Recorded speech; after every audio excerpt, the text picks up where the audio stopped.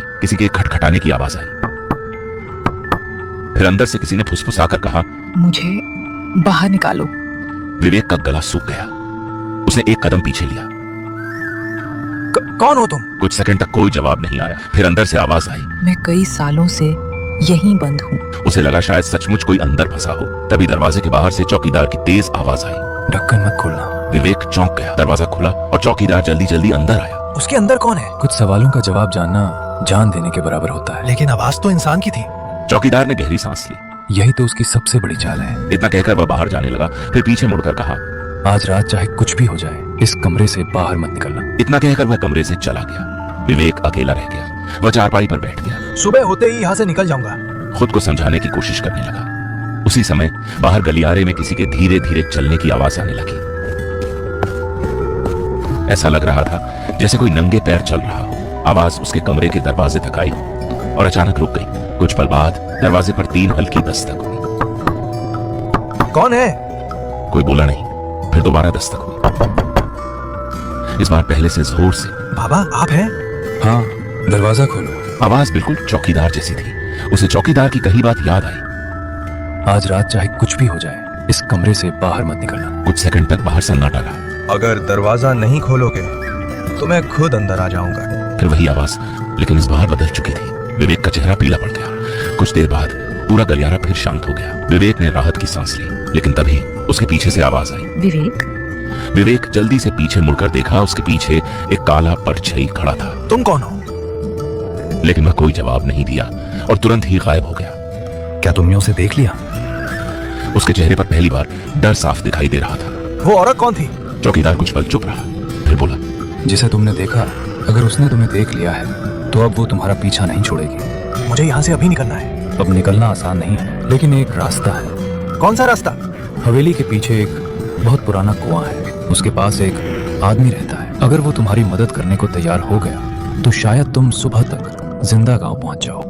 विवेक ने तुरंत बैग उठाया। दोनों हवेली के पिछले दरवाजे से बाहर निकले। हवा में मिट्टी की गंध थी। दूर कहीं उल्लू की आवाज सुनाई दी।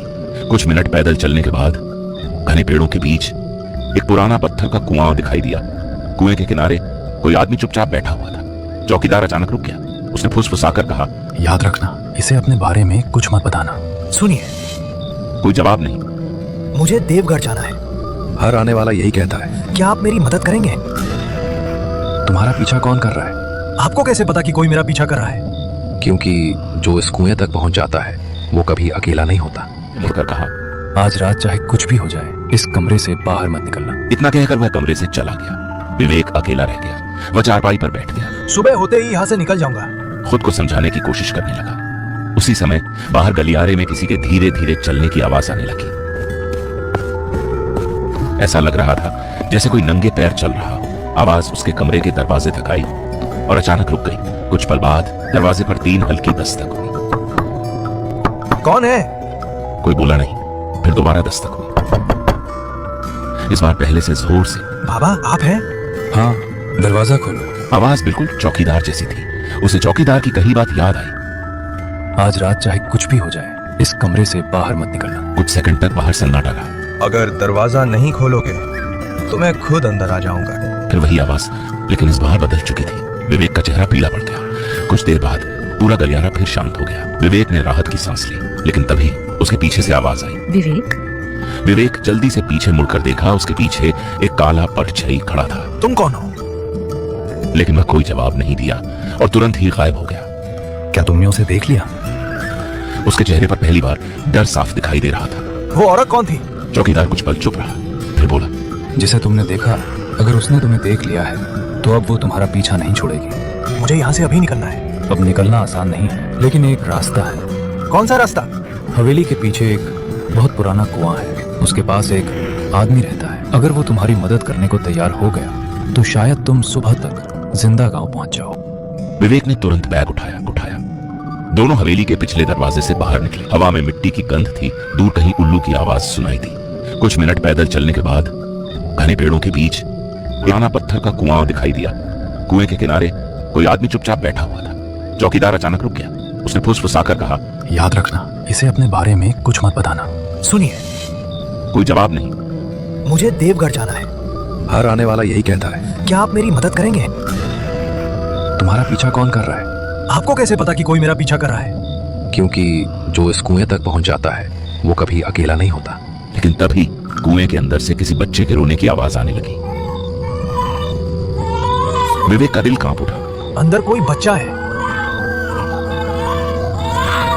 विवेक कुछ समझ नहीं पा रहा था। रोने की आवाज अब भी आ रही थी। फिर अचानक वे आवाज बदल गई। विवेक, मुझे बचाओ। अब वो आवाज विवेक की माँ जैसी लग रही थी। विवेक की आंखें फैल गई। माँ? अजनबी बोला, यही इसकी ताकत है। ये हर इंसान को उसी की सबसे प्यारी आवाज सुनाता है। रोने की आवाज अचानक बंद हो गई। पूरा जंगल फिर शांत हो गया। कुछ सेकंड बाद अजनबी पहली बार विवेक की तरफ मुड़ा। विवेक उसकी शक्ल देखकर चौंक गया। वह कोई बूढ़ा नहीं था, लगभग 40 साल का आदमी था। एक आंख पूरी तरह सफेद थी, दूसरी आंख सीधे विवेक को घूर रही थी। तुम्हारा नाम विवेक है? जी। तुम्हारे मामा का नाम सुरेश है? हाँ। क्योंकि उन्होंने ही तुम्हें बुलाया है। लेकिन आपको कैसे पता? लेकिन जिस वजह से बुलाया है वो तुम्हें नहीं पता। मतलब? विवेक हैरान रह गया। अजनबी कुछ कहने ही वाला था कि अचानक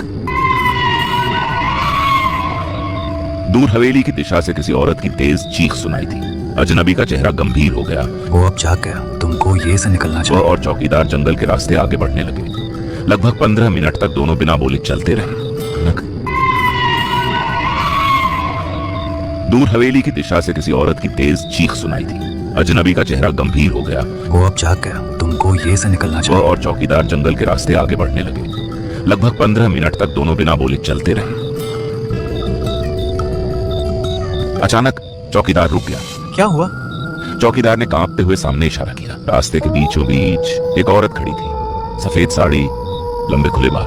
उसके लंबे बाल हवा में धीरे धीरे हिल रहे थे। नजरें नीचे रखो, इसके चेहरे की तरफ मत देखना। विवेक ने तुरंत अपनी नजरें झुका ली। तभी उस औरत की धीमी हंसी पूरे जंगल में गूंजने लगी। वह हंसी इंसान जैसी नहीं थी। ऐसा लग रहा था जैसे कई आवाजें एक साथ हंस रही। अचानक हवा और कोहरा का तेज झोंका आया। जब हवा रुकी तो वह औरत रास्ते से गायब थी। कहाँ गई? चौकीदार ने बिना पीछे देखे कहा, भागो। दोनों पूरी ताकत से जंगल के रास्ते दौड़ने लगे। पीछे से किसी के दौड़ने की आवाज भी आने लगी। विवेक ने एक बार पीछे देखने की कोशिश की। पीछे मत देखो। दोनों दौड़ते रहे। कुछ देर बाद जंगल खत्म होने लगा। सामने दूर दूर तक छोटे छोटे घरों की पीली रोशनी दिखाई देने लगी। वो देवगढ़। हाँ, गांव आ गया। चौकीदार पहली बार मुस्कुराया। विवेक ने राहत की सांस ली। लेकिन तभी उसे एहसास हुआ चौकीदार की आवाज अब उसके बिल्कुल पास नहीं आ रही थी। वह पलटा। चौकीदार लगभग 20 कदम पीछे खड़ा था। आप रुक क्यों गए? मेरा रास्ता यहीं तक था। मैं इस गांव में नहीं जा सकता। विवेक कुछ समझ पाता उससे पहले घना कोहरा उठा। आप रुक क्यों गए? मेरा रास्ता यहीं तक था। मैं इस गांव में नहीं जा सकता। विवेक कुछ समझ पाता उससे पहले घना कोहरा उठा और चौकीदार उसकी आंखों के सामने गायब हो गया। विवेक ने कई बार इधर उधर देखा लेकिन वह कहीं नहीं था। अब वह अकेला था। उसने गहरी सांस ली और गांव की ओर बढ़ गया। गांव पूरी तरह शांत था। ज्यादातर घरों की बत्तियां बंद थी। दूर एक कुत्ता लगातार रो रहा था। विवेक आखिरकार एक पुराने मकान के सामने पहुंचा। लकड़ी का बड़ा दरवाजा, यही उसके मामा का घर था। मामा जी, दरवाजा खोलिए। विवेक ने आवाज लगाया। दरवाजा खुला। सामने उसके मामा सुरेश खड़े थे। बेटा, तू ठीक है? हाँ, लेकिन रास्ते में बहुत अजीब बातें हुई। सुरेश का चेहरा अचानक गंभीर हो गया। उन्होंने तुरंत दरवाजा बंद कर दिया। दोनों कमरे में आकर बैठ गए। विवेक ने स्टेशन से लेकर जंगल तक की सारी बात बताई। चाय की टपरी, वीरान हवेली, पुराना कुआं, सफेद साड़ी वाली औरत, सब कुछ। पूरी बात सुनने के बाद सुरेश काफी देर तक चुप रहे। फिर धीरे से बोले, वो हवेली आज भी लोगों को बुलाती है। आपको उसके बारे में पता है? हाँ, और शायद इसी वजह से मैंने तुझे यहाँ बुलाया है। मतलब? सुरेश कुछ बोलने ही वाले थे कि अचानक घर के बाहर किसी ने दरवाजा खटखटाया। दोनों एक दूसरे को देखने लगे। सुरेश ने दीवार पर लगी घड़ी देखी। रात के 3 बजे। इतनी रात को कौन हो सकता है? बाहर से आवाज आई। दरवाजा खोलिए, मैं चौकीदार हूँ। वो वही चौकीदार। चुप, एक शब्द भी मत बोलना। विवेक, दरवाजा खोलो, मैं तुम्हें छोड़ने आया हूँ। मामा, इसकी आवाज बिल्कुल वही है। इसने मेरी जान बचाई थी। हो सकता है, लेकिन रात के इस समय कोई भी दरवाजा नहीं खोलता। पहले सुबह होने दो। फिर सुरेश कुछ देर बाद बोले, तुम जिस चौकीदार के साथ आए थे उसका मृत्यु 20 साल पहले हो चुका था। बाहर कुछ देर तक सन्नाटा छाया रहा। फिर किसी के कदमों की आवाज धीरे धीरे दूर जाने लगी। विवेक ने राहत की सांस ली। लगता है चला गया। अभी यकीन मत करो, मामा, आपने कहा था कि चौकीदार की मौत 20 साल पहले हो गई थी। हाँ, फिर मैं उसके साथ कैसे आया? सुरेश कुछ पल चुप रहे, फिर बोले, गांव के बुजुर्ग कहते हैं कि उसने अपनी आखिरी सांस तक लोगों की रक्षा की थी। शायद इसलिए आज भी लोग मानते हैं कि वो भटके हुए मुसाफिरों को सही रास्ता दिखा देता है। तो उसने मेरी भी मदद की। शायद। कमरे में फिर सन्नाटा छा गया। बाहर अचानक एक कुत्ता जोर से रोने लगा। ये कुत्ता लगातार क्यों रो रहा है? गांव में लोग कहते हैं कि जानवर कई बार ऐसी चीजें महसूस कर लेते हैं जो इंसान नहीं कर पाते। विवेक ने कोई जवाब नहीं दिया। धीरे धीरे रात बीतने लगी। मुर्गे की पहली बांग सुनाई दी। सुरेश उठे। चलो अब बाहर चलते हैं। दोनों बरामदे में आए। दोनों गांव के चौपाल की तरफ चल पड़े। रास्ते में कुछ बुजुर्ग थे। एक बुजुर्ग ने विवेक को देखकर पूछा, बेटा, तुम रात वाली ट्रेन से आए थे? जी जंगल वाले रास्ते से? हाँ। और तुम चौकीदार से मिले थे? जी मिला था। बुजुर्ग एक दूसरे का चेहरा देखने लगे। उनमें से एक धीरे से बोला, तुम बहुत किस्मत वाले हो। क्यों? क्योंकि हर किसी को वो रास्ता नहीं दिखाता। विवेक ने पूछा, क्या आप लोग उसे जानते थे? हाँ, उसका नाम रामनाथ था। बहुत ईमानदार आदमी था। रात दिन यात्रियों की मदद करता था। दूसरे बुजुर्ग ने कहा। आज भी लोग उसके बारे में सम्मान से बात करते हैं। विवेक ने धीरे से पूछा, क्या मैं उसकी तस्वीर देख सकता हूँ? बुजुर्ग बोले, चलो तुम्हें दिखाते हैं। सभी लोग गांव के पुराने स्मारक की ओर चल पड़े। कुछ ही देर बाद वे एक पत्थर के स्मारक के सामने खड़े थे। उस पर एक पुरानी तस्वीर लगी थी। विवेक ने तस्वीर देखते ही सांस रोक ली। ये यही है? वो वही चेहरा था, वही पगड़ी और वही शांत मुस्कान। सुरेश ने धीरे से कहा, अब तुम्हें समझ आया कि मैंने रात में दरवाजा क्यों नहीं खोला था। विवेक ने बिना कुछ कहे सिर झुका लिया। उसकी आंखों में डर नहीं था, बल्कि उस अनजान रक्षक के लिए सम्मान था। उसी समय दूर जंगल की तरफ से हल्की हवा चली। पेड़ों के पत्ते धीरे धीरे हिले। विवेक ने एक बार उस दिशा में देखा, फिर मन ही मन बोला, धन्यवाद। अगर आप नहीं मिलते तो शायद मैं आज यहाँ नहीं होता।